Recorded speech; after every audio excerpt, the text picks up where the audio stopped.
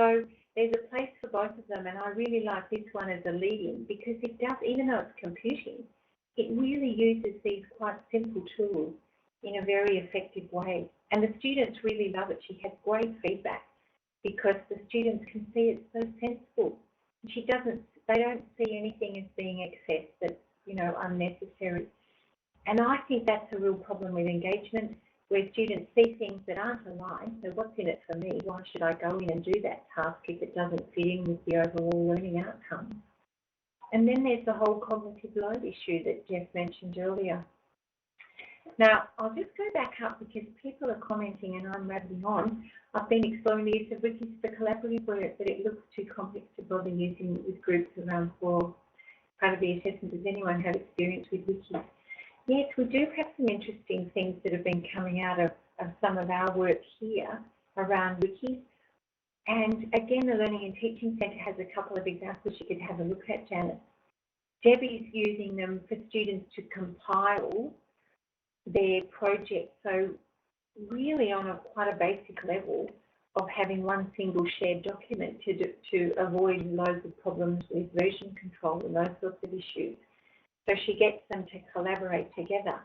But one of the important components there is to get them to reflect on their role in that so that you can see who's doing what. So who's doing the simpler tasks of, for instance, putting up content, and who's doing some of the higher order stuff of integrating and synthesizing and things. So yes, wikis can be fantastic. And Susan, you've said I used a wiki for a collaborative report. It works really well, mainly because, yes, that's right. So you need to have that really good, and I think if students appreciate the importance of different members of the team contributing different aspects, that can be a real strength. So you've touched on that, Susan. So any other comments that people would like to make about that first example?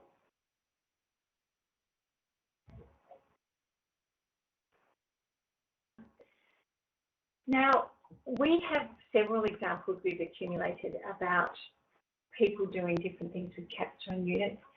One of them, I mean, there are lots of different things I could have talked about, but the reason I chose this one is because in some ways it's kind of the opposite to Debbie's.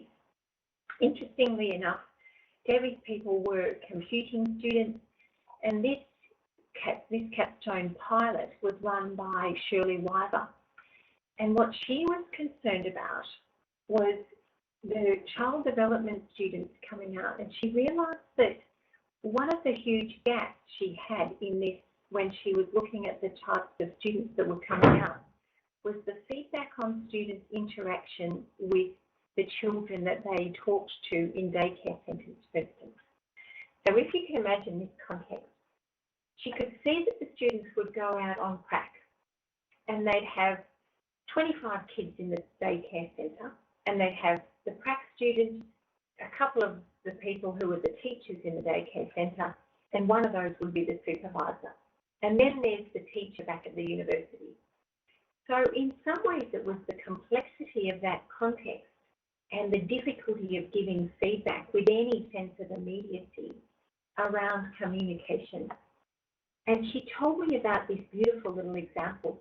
And it was when she was talking about dyadic interaction. So I'd never actually heard that term before, so it was a new term for me. And it meant that it was the daycare teacher, who in this case is a student, talking to the child.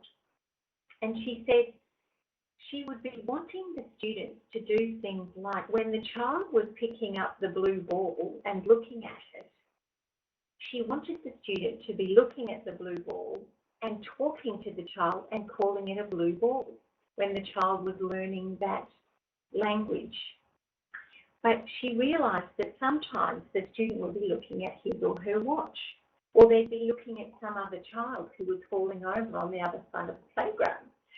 So they were talking about the blue ball, and the child was looking at the blue ball, but the student teacher was looking elsewhere. So she could see these problems happening.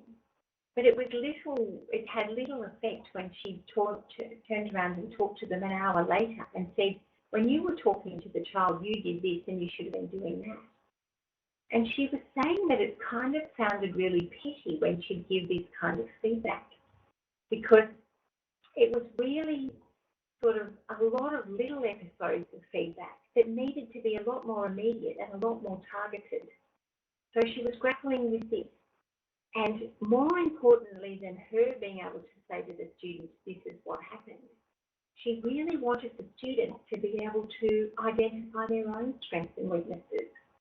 Now, this was a great opportunity for that whole notion of lifelong learning and of giving the students the red pen, the ways, the skills of being able to assess their own performance as they go off out into the workplace. So I thought that was just a great opportunity where she was talking about this, about students' metacognition, about their meta-level analysis of their own performances. So that was what she wanted. Her learning outcomes were around equipping students to be able to evaluate their own performance. So you can see straight away some of those great opportunities from a Capstone perspective. Now, she has a small group, 25 students, and she's interested in this idea of self-evaluation and also accumulating a portfolio for the students when they go off to their job interviews to get a job after this unit. So again, we have a strong focus on scaffolding that you'll see is coming out in these technologies. Now, the first one is she has an online space for resources as well. So she has the Blackboard area, the same as we saw in Debbie's unit. But she does some really interesting things involving things like extra normal. So she has the same kinds of templates and things and links to unit readings and reminders about things that they've talked about in the unit, as Debbie had. But one of the really fun little things she had in here was a little movie made out of extra normal. Now, we could actually, Matthew's already got it up there already.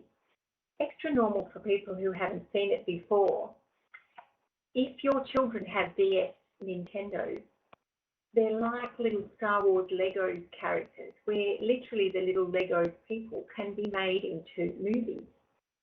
And some of my students were telling me about this a couple of years ago, where one guy was a high school history teacher, and he got his students to make movies about things like the dismissal using these cool little characters. Now, the reason that Shirley says she used this was because it was really simple. So what she did was she made exemplars, and I think it might have been Ursula before talking about the importance of examples.